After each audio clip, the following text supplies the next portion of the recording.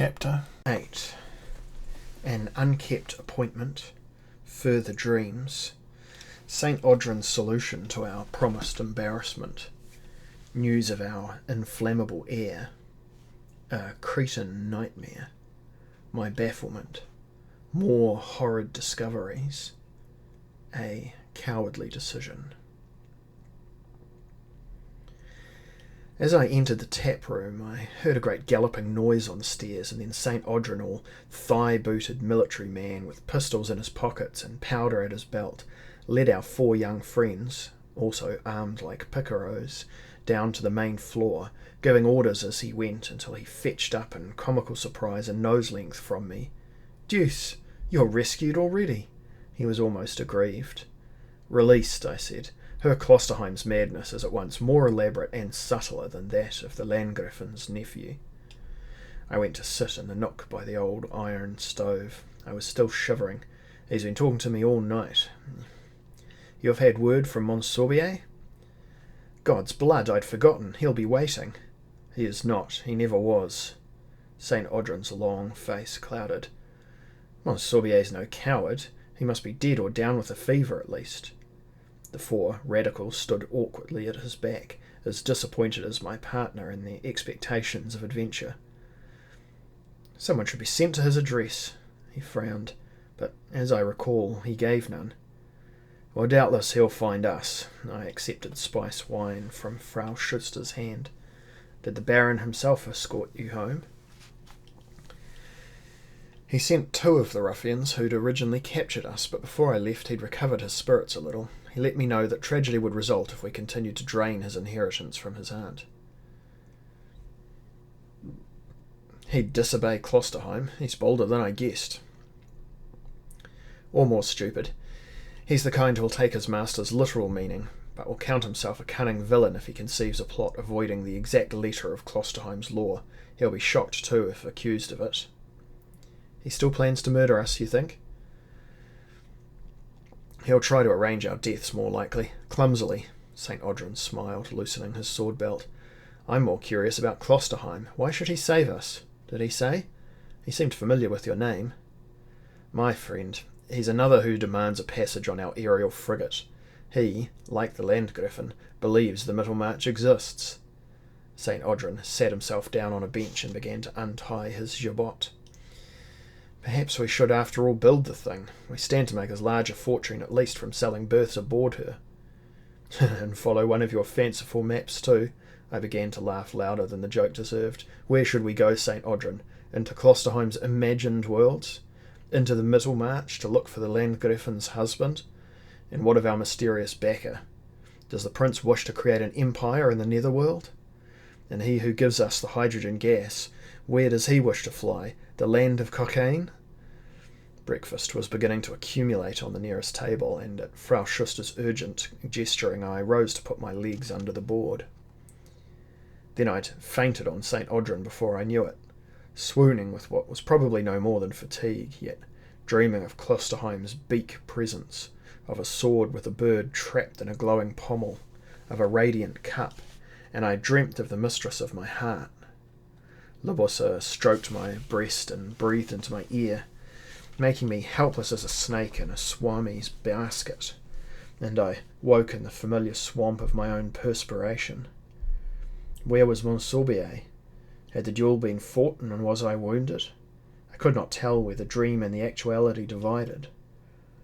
Moonlight ran into the room as the clouds broke above Nuremberg's delicate towers. I sat upright, pulling off my wet nightshirt, washing my body in the cold water which was silver in the china bowl. And I remembered that Klosterheim talked at me all night, and Monsorbier failed to meet me for his satisfaction and sent no seconds to apologize. Some alchemist or natural philosopher had promised us hydrogen gas for our aerial bark, all in one day. Yesterday? My instinct shouted conspiracy, but my head reasoned coincidence. When such conflict occurred, I heeded neither, but stayed on a middle course, if that were possible. Yet when I drew on shirt and breeches and went to visit St. Audrin in his rooms, the Britisher also thought some conspiracy against us was afoot. His rooms were bright with lamps and candles, littered with diagrams and charts. Some of these were unfamiliar to me. "I suspect all our enemies conjoin to achieve our ruin," he said. "Though we planned to winter here, my friend, I think it would be wise if we met with an accident very soon." "St. Audryn," said I grimly, "you've mentioned no accident before." "Well, I keep so many possibilities in mind, dear friend, I cannot always express them in words. Our method of escape has been forming in my thoughts for the past few days. Shall I enlarge?" "I'd be grateful if you would, sir." "Then here's what I foresee. We announce a further demonstration of our existing ship using, if possible, the proffered gas. The balloon shall slip her tether, a frayed rope. We'll shout for help. We'll agitate the gondola. We'll make a great hullabaloo of despair, and the wind will do the rest. With hydrogen to lift us, we can go higher and faster than ever. We'll be 100 miles away in less than 5 hours. With the right wind, we'll be in Arabia before we need to land. With gold and our ship, we'll find dusky patronage among the Eastern Ottomans, the independent sultans, or even the Chinese, changing our names to whatever takes our fancy. And then in a couple of years we return to Europe with a good tale which serves to explain our absence and our wealth. None shall condemn us, and only a few shall mourn." I was willing enough to accept escape on almost any terms at that junction. Klosterheim had frightened me to my bones, but as for the gold, I said, how shall that be explained away? "Robbery," he said. "Those villains who kidnapped us will do. A plot against us. We'll broadcast something of that in the next day or two. Other money's banked in Germany, by the by. I'll go to the Landgriffin this morning and tell her of her nephew's bid to crush our venture and murder us. He'll be suspected of any foul play. And as for the French silk weavers, their perfidy can be explained by revolution.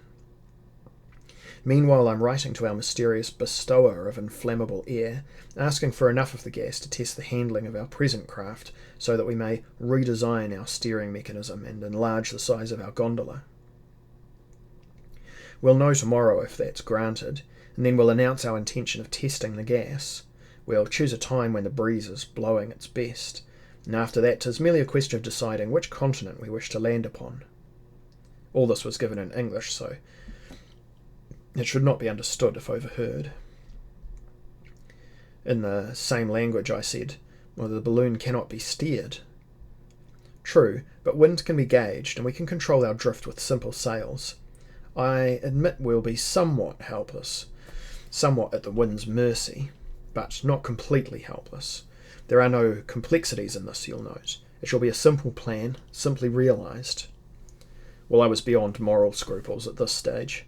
I wished only to be free of nightmares and nightmarish events, of a man who claimed to have lived for more than 150 years and a female will-o'-the-wisp who haunted every hour of my days. "This gives you gold, and Beck too if you want it," said St. Audryn. Beck regained with a lie I thought could not be Beck at all. The consequences of habitual deception and lies, Goethe tells us, are the loss of self-trust, the loss of true love, and the loss of goodwill of one's fellows. But the balloon escape, though cowardly, might lift me from Labusse's lure and allow me perspective, release from my madness. Thus my panic easily conquered my conscience. My only concern was that we should not come down in some land where I was not already outlawed. The image of our craft entangled upon a Kremlin onion gave me an ironic pleasure which the reality would certainly lack. St. Audryn reassured me. He was already, he said, anticipating our voyage, the adventures we should have in Arabia, India, China, and some unknown islands in the South Seas. "Well, you surely cannot steer so clear a course," I said. "No, indeed, but I can gauge the taste of a public which presently finds any sensation preferable to reality. The fictions with which we ease our daily burdens, you know. I'm planning how we'll retail these adventures which explain our absence, our recruitment, for instance, to the wild Bedouin, our discovery of the elephant's graveyard, our witnessing of the Dance of the Dead in Cook's Land, our capture and subsequent escape into the hands of white devil worshippers in a hidden valley deep within the Saharan vastness. We shall never know poverty, Von Beck, do you see? And St. Audrin winked, disarming all my arguments. There is only one thing less resistible than a charming and subtle rogue, and that is his reminder to you that he knows better than anyone what his rhetoric is worth and does not for a moment deceive himself. Later that evening I bundled up in a huge four-caped coachman's coat, muffler and woolen gloves, and went down to the river to walk to the middle of the Mlodotto Bridge, the Bridge of Kings with all its great monarchs set in stone at intervals along great balustrades.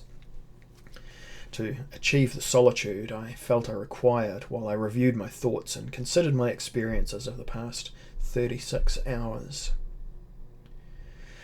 Klosterheim remained the most memorable. I wondered at his undoubted familiarity with my great ancestor. His insane tale of revenge and magic spoke of a poet's imagination, for it turned all accepted theology upside down. Surely mad if he actually believed I could find the Holy Grail, or possessed a magic sword, or could wander at will into shadowy worlds, which he described as a mirror to our own. He spoke of marvellous creatures and beasts, and peoples, reported by travellers down the centuries and entering the general consciousness through the medium of legend and fairy tale. The more likely logic was that the lands of his description were no more than a reflection of his own profound need to believe the truth of simple romantic tales.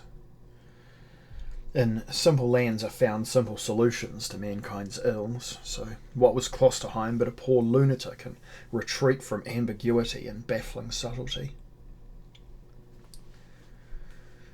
I shrugged as I looked down into the dark, fast water of the Rat. I answered myself aloud. He's more than that.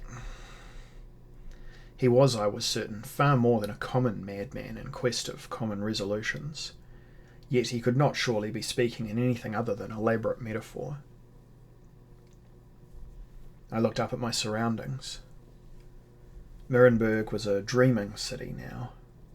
Pale clouds, moonlit, appeared in his sky like a malleable geography, as yet unfixed by a creator's command. Was all the earth but agitated gas and molten stone before she was born? And was she founded all of a sudden by some galvanic thought which itself existed only for a split second? Did God truly build and populate a small planet for his own purposes, perhaps merely to relieve his boredom? Could God and Lucifer, as Klosterheim suggested, truly be locked in a permanent debate as they attempted to decide the terms of their truce and eventual reunion? I had no talent for abstract theology. My chances of learning an answer to the last question were as good as mine convincing Baron von Bredenvorts of the wisdom of buying shares in an aerial exploration house or giving away his inheritance to the closest almshouse. I walked back towards the right bank. Looking down, I saw the Wool Quay again, still silent and the snow now frozen on the flagstones, near as unblemished as when I went that morning to meet Monsorbier. Against the demands of all reason, I had the growing conviction that indeed there were forces presently at work which were larger and more powerful than anything I had previously experienced. Logic continued to lead me towards the supposition that these forces could be, at least in part, supernatural. It was time, I decided, to return to the inn for a glass or two of grog before retiring. I prayed I should sleep more soundly than of late, but I had little hope my prayers would be answered. In bed that night my thoughts returned often to Klosterheim and his references to our mutual destiny, my family's special gifts. I had always thought of us as a modest and respectable line of Saxon landowners, diverse in most interests, rarely in agreement on any subject but the most fundamental. It struck me that perhaps my Duchess of Crete had also seen me in the role of some Parsifal or other, and had consequently saved me from my enemy. At this she returned to me, as I crossed the border from waking to sleeping. I imagined that her lithe, pink body was soft against mine, while she told me what my character was and how our destiny was shared. Had my own faith in my own imagination become so weakened I could be prey to other fanatical minds? Detecting the enervated condition of my spirit, did they seek to impose their own dreams upon mine, hoping that thus I would become what they desired me to be, some kind of questing hero? I must, I thought, escape from all of it. The prospect of our flight grew more attractive to me by the moment. "I am Von Beck," said I defiantly, lying naked on my bed and touching chest and head and thighs, those familiar contours and textures. Then, but I must know, Libussa, I must know you. Why do I have it in my mind there's a revelation to be discovered in your Greek blood, that somewhere within your name lies the secret, the foundation of all your other actions? I pant as if in the first blaze of a new passion. My whole body's mobile, though I make every attempt to lie quiet. At night I cannot deceive or distract myself. I am enchanted still. The Minotaur rages in a labyrinth, furious at gods who made him neither beast nor man. And Daedalus flies free of this island, while Icarus, elated in his first experiment, lifts himself too close to the sun and is destroyed. On Crete, a blue sea sends white breakers upon a yellow beach. The rocks are worn to shards, resembling the ruins, almost as ancient, built upon them. A black sail on the horizon disappears. Now beautiful Theseus stands upon the shore, looking towards the city of the bull. Time has not yet begun to be recorded. This is a scene painted in unclouded primaries. From somewhere a bull's voice rages, its thickened speech complaining and challenging, as if it utters the poetry of distress. Theseus brandishes a hard, polished club. There is a green cloak upon his wonderful shoulders, a helmet with a great crest of purple horsehair upon his perfect head, painted sandals upon his perfect legs, yet he has the breasts of a woman and the genitals of a man. Hermaphrodite challenges the old mad beast, the raging monster whose uncontrolled passions and appetites shall threaten his existence, our own future. He must be slain. The youth woman begins to stride with easy athletic steps up the beach towards the city of the beast, the city of the labyrinth, in a time before history when man first came to value reason over sensibility and gave combat to the hairy halflings which ruled him. The cloven hooves dance upon the pavements of the maze. A great spiked club is beaten upon the earth again and again. The beast snorts and fumes in the darkness, its anger and its pride demanding sacrifice, the tasting of blood. Theseus pauses at the entrance, her chest rising and falling in conscious rhythms, half willing even now to kneel worshipping before the enormous vitality of the mindless bull. Theseus grits his teeth and rubs the head of his club against his leg, letting his jealousy and his fears build themselves into bloodlust. The rich stink of the Minotaur is in his nostrils, and he must call upon his own warlike skills and courage. She summons a spirit of determination few have ever needed. This Theseus, my Theseus, advances.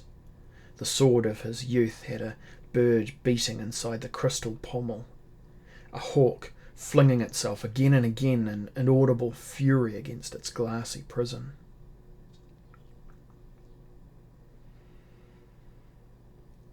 In Byzantium, the art of alchemy became European. Here lived Maria the Jewess and Zosimos the Egyptian, who sought to understand the bonds making mankind one with the universe, for surely each was mirrored in the other. Each was contained within the other. The alchemists reduced the elements to a single tincture, into which all was concentrated. All matter, all human aspiration, all time, all knowledge. A pill the size of a pea brought the gift of transmutation, for it was one, and therefore the same, and a means of perpetual restoration, both physical and mental.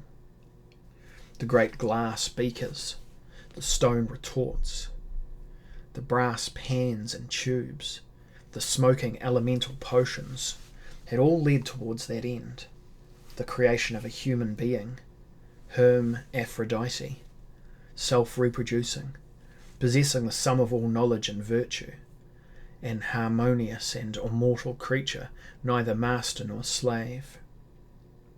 Both male and female, the being described in Genesis. This self-contained creature springs light-footed across the landscapes of my dreams, and I see it from without. Yet sometimes I myself am that creature, joyous in my power and freedom. In me is Eve and Adam combined. My mind is clear, my senses alert, as I breathe the new minted air of an earthly paradise. Then Klosterheim is speaking, and his voice is like a wind from limbo, singing of death, cold ashes, and a nostalgic ambition to reawaken those hopeless, envious legions of hell, so that he might again command something, even though it be an army of wretches only capable of cruel destruction and the reduction of human aspiration. The quest for a reawakening of sensibility, the likes of von Bresenvort's. Yet it is true sensibility which shall, by definition, forever be denied those who desire power over others more than they desire the delights of their own human sensuality. Hermaphrodite sniffs the dangerous breeze. Should she fight or should she flee? Again I was awakened in a midnight flood as my own juices sprang from every pore. I was godlike. I was afraid. Could so much truly be at stake? The very future of mankind? Until morning my reason was locked in a struggle with what I must describe as my instinct, but without resolution. I felt as if some version of my past and some potential tomorrow battled within me for my present loyalty.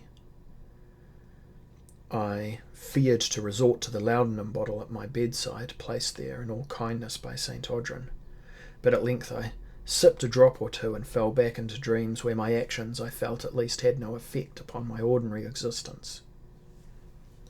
I was awakened by my friend hammering upon a door I had inadvertently locked, perhaps during the course of my Cretan nightmare. He told me that he had heard our inflammable air was to be delivered that morning, and he went to supervise its arrival at the little field. In my dazed condition, I scarcely understood him. He was also, I gathered, off on some half-described business with the Landgriffin. I fell back into my stupor, and it was midway through the morning before I found the strength to rise, perform my toilet, and enter the world of common reality below. St. Audrin returned to the martyred priest with snow on his hat and more than a little concern in his eyes. He found me in the kitchen, where I listened to Ulrika reciting her dissertation, which she was due to present on her return to the gymnasium the following week. He was impatient to speak to me, but did not interrupt. She concluded, sentimental, youthful stuff, echoing the rhetoric of our young utopians who would leave soon for Venice, and I applauded. Ulrika darted a look at the Chevalier, who bent a knee in empty recognition, for he had not heard a word, and she rolled up her pages. "You'll move the whole school to high-minded aspiration," I told her. But she desired criticism, so I mentioned a clumsy phrase here, a muddy notion there, and all the while the St. Audrin tensed his fingers and did everything but pace or cough. At last she was satisfied, and I turned in some impatience to chide my partner for his unusually poor display of etiquette when he said, low and horrified, "The Landgriffin is murdered." I led him from the kitchen to the public room, which had only a few rural travellers in it, here to buy ploughs and weaving machines. They had been drunk since last night, so were unaware of their own boots, let alone we two. You've just come from there? Questioned by a beadle for 2 hours, held by militia, then questioned by a major. First she was stabbed, then her room was fired by servants, extinguished the flames. Then her room was fired, but servants extinguished the flames before they took firm hold. She was naked and had been tortured. Money stolen, and the servants say some books, but many of her papers were burned or charred beyond recognition. The servants vouched for me finally, and I had no reason for wanting her dead. I was released, but both of us are required for a further interview and shall be called as witnesses at the inquest. Von Bresenvorts is whom they suspect. He claims to have been at a country estate while the crime was committed. Their descriptions of the corpse was unsparing of my feelings. 2 or 3 symbols had been cut in the flesh, suggesting black magic. But why torture her? I had been fond of that good-hearted widow. Von Bresenvorts inherits anyway. Had she changed her will or dictated an appendix? Why kill her in a Satanist rite which would make him suspect? His dabbling's famous. They believe they derive power from such rituals, and doubtless, stupid as he is, he expected the house to burn down. The likes of him believe that the violence of the sacrificial death is directly in proportion to the strength gained. These are mad people, Von Beck. Their reasoning is rarely penetrable. I pray the monster's hanged. Well, he could escape. The major and advocate investigating the crime must prove him directly responsible, or capture accomplices who will give evidence against him. His devil-loving friends, clearly, were tools or aids. The prince has ordered the whole city alerted for his cousin's murderers. There's a fair chance they'll be caught. They could escape into the catacombs. Major Vuxmuth has every detail of them that I could recall. He seeks Klosterheim too. So thwarted of our blood, he takes his aunt's. Klosterheim will not be overpleased by his minion's folly. Von Bresenvorts was drooling to slaughter someone. Perhaps he plans to accuse us of the murder and so solve all his problems at once. Or are there more depths to the matter, do you think? St. Audrin answered with slow sobriety. I'd say there were extra complexities, aye. But I have no trust in my judgment at present, for I am still horrified by the bloody nature of the crime. 'Tis hard to credit the evidence of such perverse evil. And can it all be for the sake of a few hundred thalers donated to us when his aunt possessed millions? Now, maybe he does not wish our ship to sail, or visit the Mittelmarch, which he believes in anyway, even if we don't. What if he did not truly see us as a pair of charlatans, but think we actually possess supernatural secrets? Maybe even the key to immortality? Did he feel threatened by the prospect of his aunt's eternal life? We're reckoning, I think, without his credulity. St. Audrin accepted this theory, but lifted his hand to stop me speaking further. I'll be frank, Von Beck, I've discussed such things for half the day, and no amount of debate pushes away the image of her corpse or improves my spirits. She's dead, and we cannot resurrect her. The sooner we're gone from Nuremberg, the better. Too many lunatics focus their dreams through us. Had I known this city contained so many morbid seekers after arcane lore, I would not have suggested this swindle at all. I became aware suddenly that St. Audrin was profoundly terrified. Well, at least now we had fear in common, I thought. I would suggest, said I, that we try by conventional means to free ourselves from our contracts, return most of the monies at least, and then be on our way. I'd arrived at the same conclusion.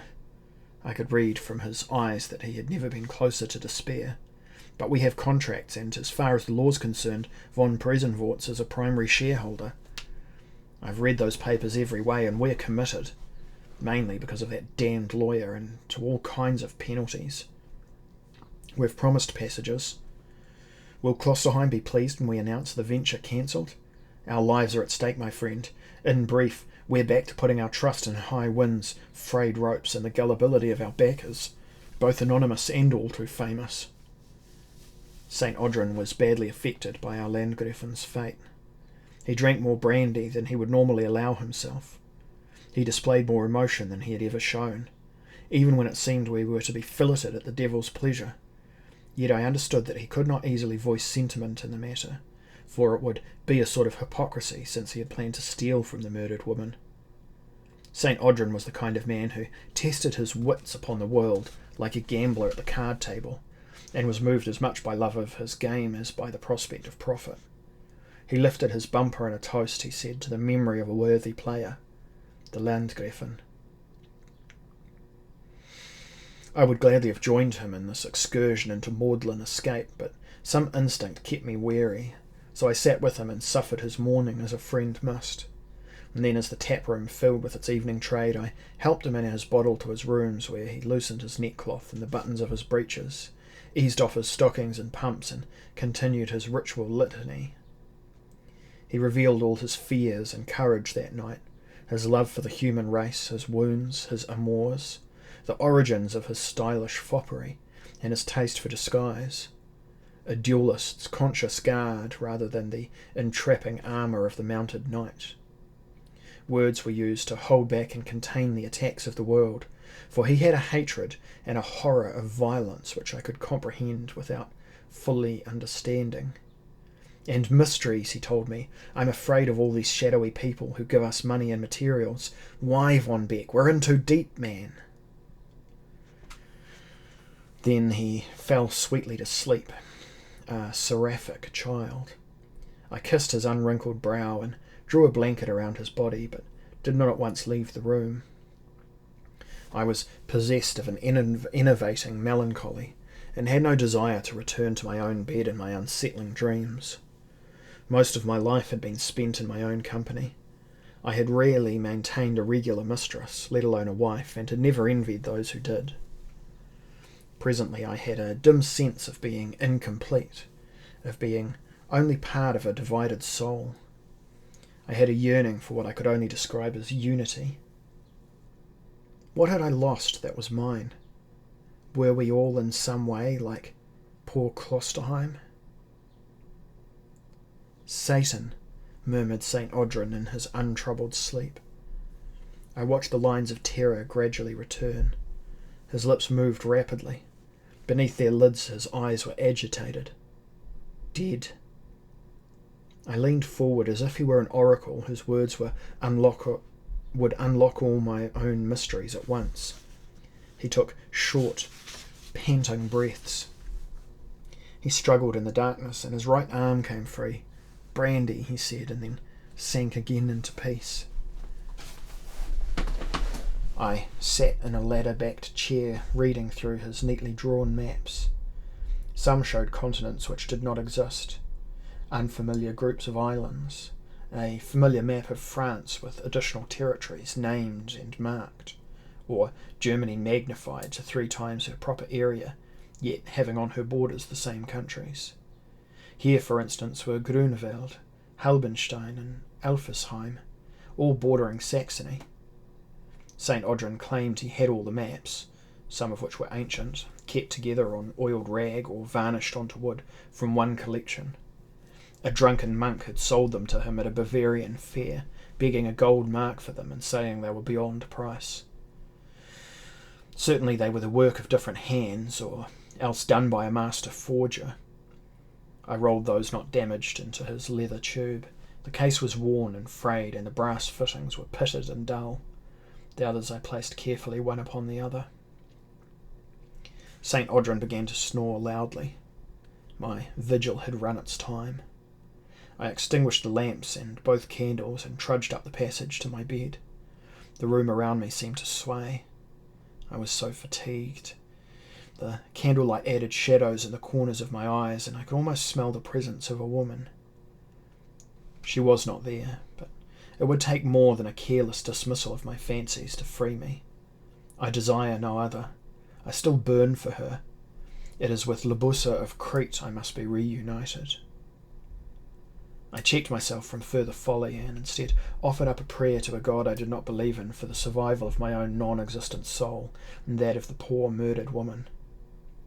Major Vogtsmuth had my blessing in his search for evidence to convict von Bresenvords. If jailed, the Satanist would have his effects frozen by the state. He would find it hard to command his horrid flock without money to pay them. I looked out again into the Mladotta Square, which gleamed black with rain.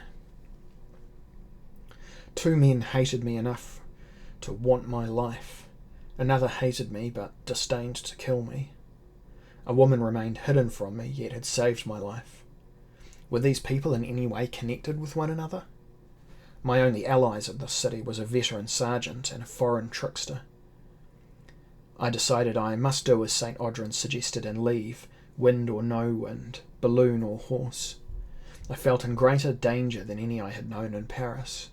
I felt that my body's very essence was threatened. Fearing sleep, I found myself writing letters, one to my mother, waxing sentimental and nostalgic, another to Robespierre, begging him to be moderate, to Talleyrand, asking him to encourage policies, not mere stage trappings, masking the procedures of the old regime, to Tom Paine in jail, advising him to accept any humiliation if it meant his release and passage to America. You were my mentor, dear Tom, as was Klutz, for all the madness of his anarchy and world rebellion, a most marvellous fancy but a hopeless practicality. I yet retain great affection for him. But yet you must recall your own common sense, and, seeing the world as she is and how she may be improved, do nothing else which might result in your own prolonged imprisonment or even death, for this age needs a cool eye upon it now more than ever, and there are precious few of those currently to hand. Another letter was written to Libussa, Urganda, Cressida, Cartagena, e Mendoza, Chilperic, Duchess of Crete, in which I proclaimed my love and offered a complaint. She had shown me too much of paradise to deny me at least the hope of earning a key. I yearned to fling myself into infinity, says Goethe, and float above the awful abyss. Oh, madam, I would be at your mercy, trusting you with the care of my entire being. I would be your servant, and so forth. The letters were sanded, folded, addressed, sealed with my Von Beck crest, the sign of the cup. Was that cup actually the Grail? Or was it, as I suspected, the cup which gave rise to legends of our connection with the Grail? The last letter I would leave with Sergeant Schuster, not knowing my lady's whereabouts. I became eager for the dawn when I intended to sleep. I feared the dark and my dreams. I wrote a further letter to Monsorbier, whom I presumed returned to Paris, informing him of my respect and offering him satisfaction should we ever meet again. It was at this stage that I realized I was writing as if certain of my own imminent death. However, I wrote a note to Schuster, enclosing a few thalers, thanking him for his kindness, hospitality, the goodwill of his family, and asking him not to think ill of me should my departure be sudden. Another note was addressed to my young utopians, telling them that their hearts were purer than the world they beat in. They must remember South America could not be tamed by reason. Reason could only tame the beast within us. Even a letter to St. Audrin was written, containing what was not far short of my own memorial. I aspired to roguery, but was thwarted by circumstance. When we think ourselves close to death, how desperately do we aim a little of our substance towards the living, as if they are spars and boats from a wreck, to carry something of us onwards towards the shore. Another letter to Nuremberg's prince, describing in detail the circumstances of our capture by the Baron, and begging him to abolish, in law and deed, the folly of Satanism and occultism, which is naught but infantile, witless, ignorant, dangerous, inhumane, cruel, and deleterious to the well-being of his great city. I wrote to my brother Richard, telling him something of my enslavement to lies and romantic lust, but assuring him I could yet judge right from wrong, though my choice be dubious, for I have become as uncertain of my past virtue as I am of my present vice. It was dawn at last. The rain was all gone, but a thin white line upon the horizon crept like distant cavalry in a flurry of wispy gases up to the sky and over the rooftops, bringing snow. I put my final letter upon the pile and then took to my bed and a dreamless sleep from whence I awoke, a newborn optimist, with St. Audrin's slurred voice in my ears crying, "See them for a moment, your young utopians, your seekers of the Grail." They left for Venice, I remembered, that morning. I sat up. "Enter, dear friends." I was glad to see their stern, embarrassed faces, scrubbed and ready for a further stage in their explorations. I hoped in private they would find a diversion before they reached Peru. I handed them their letter from the heap. "Our ship puts us down at New York or maybe Baltimore," Krasny said. "From there we make our way south, either by ship or land." "We'll go by land," was my advice, "so that you may see for yourselves what the millennium has offered others before you." He was puzzled. "Sir, I do not follow you." "See Washington's rebellious nation," I said, "the first in modern times to build her constitution upon a genuine faith in the power and virtue of law. A gentleman's country. You will like it, and it will not disappoint you as badly as France." I sensed I was speaking inappropriately. "Well, whatever you decide, young masters, I wish you good luck." "Well, sir," said Krasny, "we are honoured to have met you." "Honoured also, my friends. I wish you a satisfactory journey through the new world." St. Audrin interrupted with mock gravity. "Your money would be better spent on an aeronautical voyage, but folly's the privilege of youth, as it's the punishment of age." Then they were gone. 4 sons, it seemed to me. 4 princes from an Arabian tale riding across our world in search of the non-existent cure for all human woe. I made St. Audrin sit down on my bed. "We must leave tomorrow," I told him, "or 'tis my guess we'll be dead." The hydrogen's delivered to the little field. Its donor expects a passage, as does Klosterheim, but if we follow our plan and describe the ascent as a mere preliminary experiment to test the gas's power, we should be able to give them the slip easily enough. However, my friend, I warn you now that if there is indeed a plot to kill us, you must understand that inflammable air burns quicker and faster than anything known to man's science. Should we catch fire on board, we'd be charged before we touch ground again. But ain't you being a mite too fretful, Von Beck? Are you still not sleeping well?" "Could be I've gone mad, St. Audrin. But if you will not take me from Nuremberg, I'll go by any other route. Our enemies converge. On that we're both agreed, eh? But if we escape him now, we'll surprise him. They'd not anticipate such an immediate departure, I'm sure. Announce the demonstration as you have proposed. Say it's to be in 2 days, but we'll leave in 1. St. Audrin shrugged. "I share your wish to be gone from here." "Very well, I'll do as you say."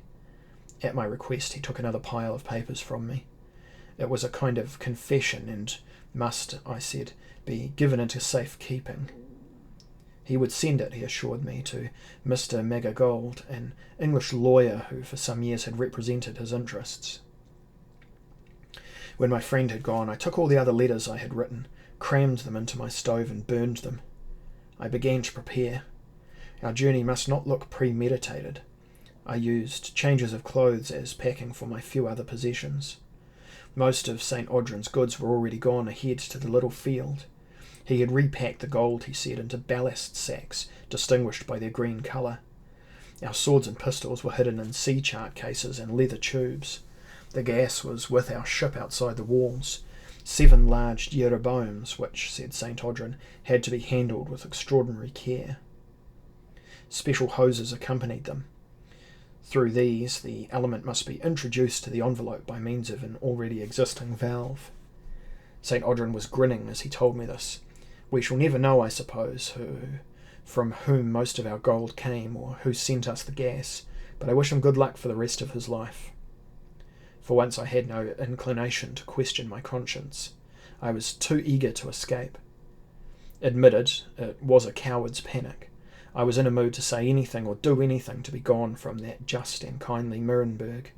For Nuremberg's foundations, it seemed to me then, harboured maggots which depended for their existence upon a steady progress of corruption. I grew disinclined to leave my room, yet remained too fearful to sleep. And when the time came to venture into the streets to make the journey from the martyred priest to the Danos, I was almost afraid to go from the confines of the inn to the carriage. Sergeant Schuster and his family bid us farewell, expecting to see us at supper that night. I knew further pangs of self-disgust at this. It was left to St. Audrin to coax me with patient sympathy into the carriage which took us all too speedily through Mirenburg's great walls and out upon the little field.